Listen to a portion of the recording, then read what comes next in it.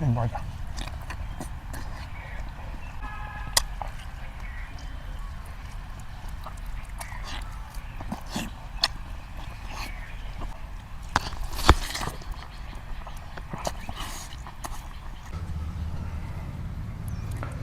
ꯌꯦꯡꯕꯤꯔꯦ ꯃꯌꯥꯝꯕ ꯑꯍꯥꯟꯕꯃꯛꯇ ꯂꯤꯇꯔ ꯃꯨꯛꯕꯥꯡꯅ ꯏꯀꯣꯛꯅꯅ ꯈꯨꯔꯨꯝꯖꯔꯤ ꯃꯌꯥꯝ ꯉꯁꯤꯗꯤ ꯄꯣꯛꯁꯦ ꯆꯥꯎꯅ ꯆꯥꯎꯅ ꯀꯨꯀꯔꯗ ꯀꯥꯝꯕꯤ ꯅꯠꯇꯕꯤꯗ ꯈꯥꯡꯗ ꯉꯧꯔꯒ ꯑꯣꯏꯅ ꯄꯨꯔꯛꯑꯦ ꯑꯗꯨꯗꯒꯤ ꯆꯝꯊꯣꯡ ꯑꯃ ꯂꯩꯔꯦ ꯀꯣꯕꯤ ꯂꯩ ꯑꯗꯨꯗꯒꯤ ꯁꯤꯅ ꯏꯟꯖꯥꯡ ꯃꯍꯤ ꯂꯩꯔꯦ ꯊꯤꯜꯃꯣꯛ ꯃꯦꯠꯄ ꯈꯔ ꯌꯥꯎꯔꯦ ꯀꯣꯠꯅꯕ ꯂꯩꯔꯦ ꯁꯂꯥꯠ ꯂꯩꯔꯦ ꯑꯗꯨꯗꯤ ꯃꯌꯥꯝ ꯋꯥꯁꯦ ꯀꯨꯏꯅ ꯉꯥꯡꯗꯕꯤꯗ ꯆꯥꯕ ꯍꯧꯅꯕ ꯇꯧꯔꯁꯦ ꯑꯗꯣ ꯃꯌꯥꯝꯅ ꯆꯥꯍꯟꯅꯤꯡꯕꯗꯣ ꯀꯃꯦꯟꯗ ꯐꯖꯅ ꯍꯥꯏꯕꯤꯔꯝꯃꯣ ꯃꯊꯪ ꯃꯊꯪ ꯆꯥꯖꯔꯛꯑꯒꯦ ꯍꯧꯖꯤꯛꯇꯤ ꯆꯝꯊꯣꯡ ꯆꯥꯖꯔꯣ ꯍꯥꯏꯕꯗꯣ ꯆꯝꯊꯣꯡ ꯈꯤꯇꯪ ꯆꯥꯛꯄꯗꯣ ꯌꯦꯡꯕ ꯃꯤꯅ ꯅꯨꯡꯉꯥꯏꯔꯣꯏꯅ ꯑꯩ ꯄꯣꯛꯁꯦ ꯉꯧꯔ ꯍꯥꯞꯄꯅꯦꯕꯀꯣ ꯑꯗꯨ ꯃꯌꯥꯝ ꯆꯝꯊꯣꯡ ꯀꯟꯅ ꯍꯧꯔꯁꯦ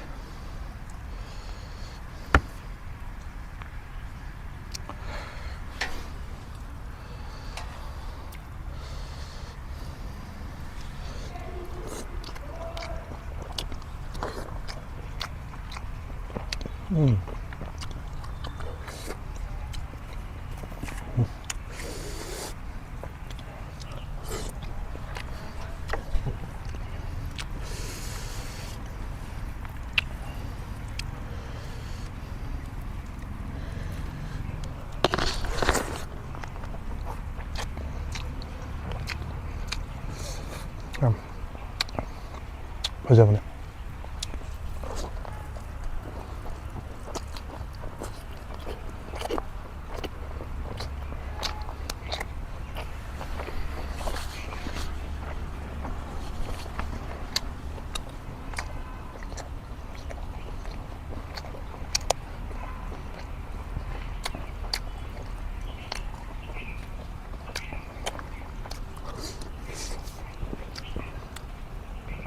Kupile jahve.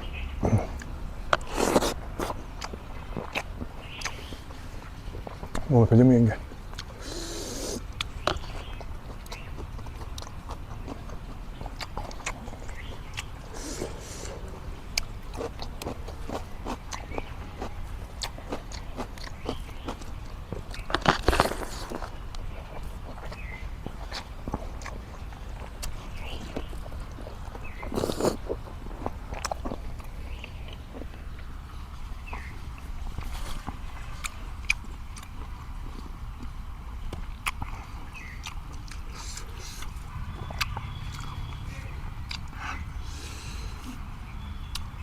Ayo.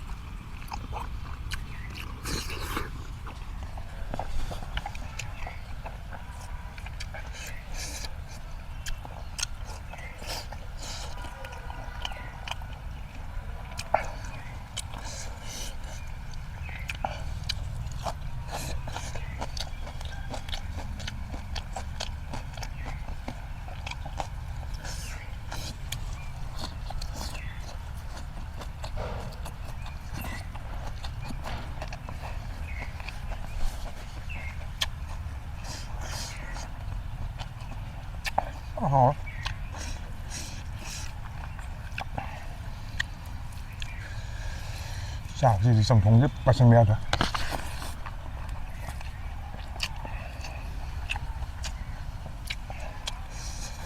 알루 하밥이다. 알루 합참.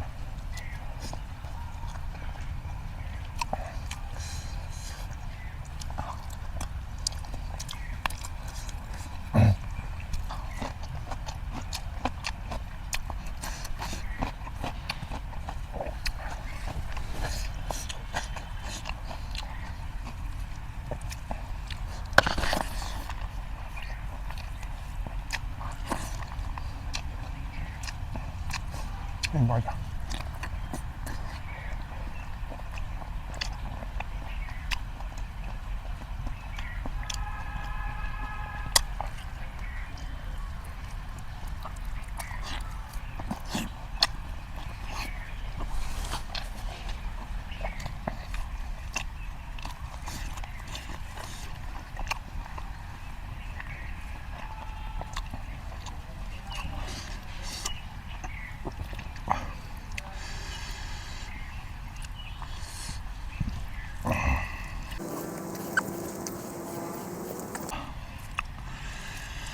시디 빠이 누가야죠.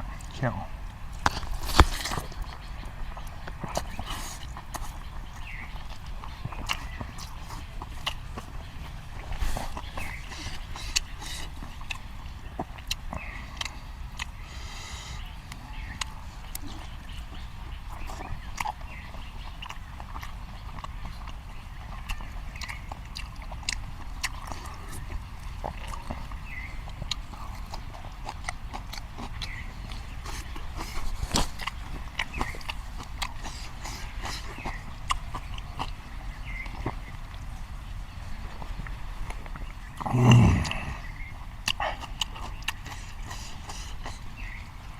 cảm thụ cơm nhậm thảo đã này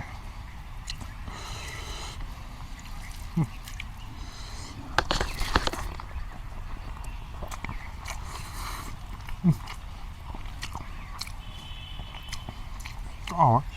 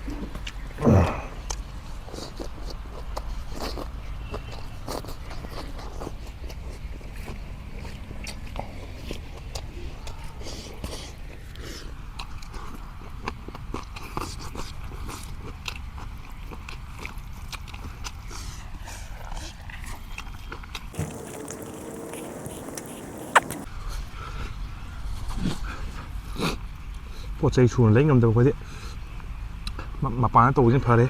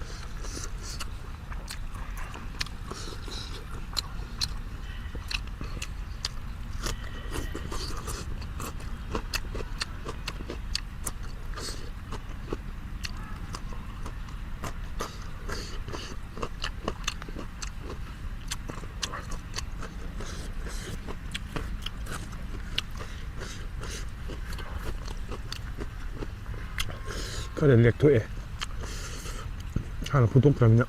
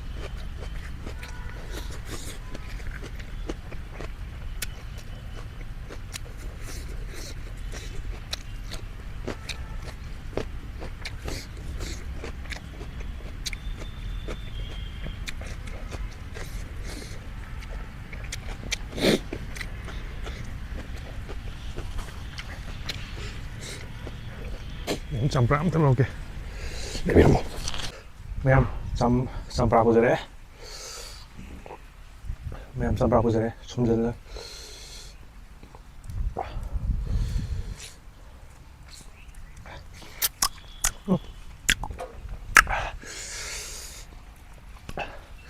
ꯇꯧꯒꯦ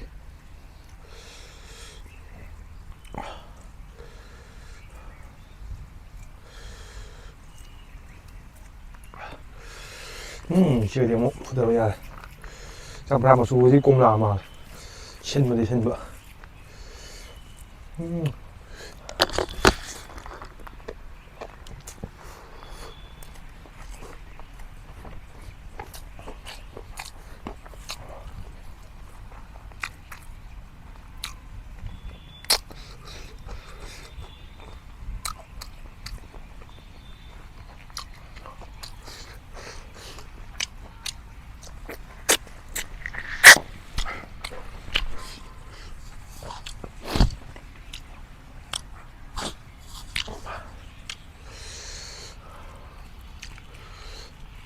ꯀꯤꯁꯨꯝꯁꯦ ꯊꯥꯎꯁꯦ ꯌꯥꯗ꯭ꯔꯦꯕ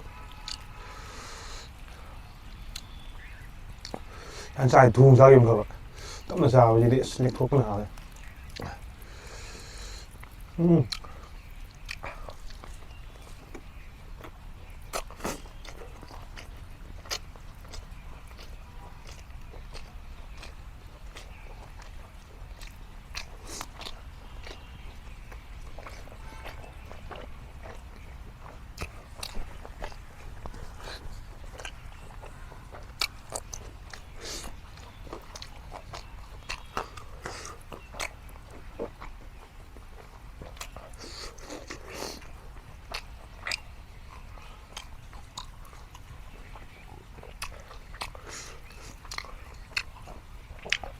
ꯇꯣꯔꯅꯥꯃꯦꯟ ꯆꯧꯕꯒꯤ ꯊꯥꯎ ꯊꯨꯝ ꯃꯌꯥꯝ ꯂꯦꯛꯈꯤꯕꯗꯣ ꯑꯗꯨꯗꯨꯅ ꯃꯥꯜꯂꯦ ꯆꯥꯡꯕꯗꯤ ꯍꯥꯟꯅꯗꯤ ꯃꯌꯥꯝ ꯆꯥꯡꯉꯝꯕꯅꯦꯕ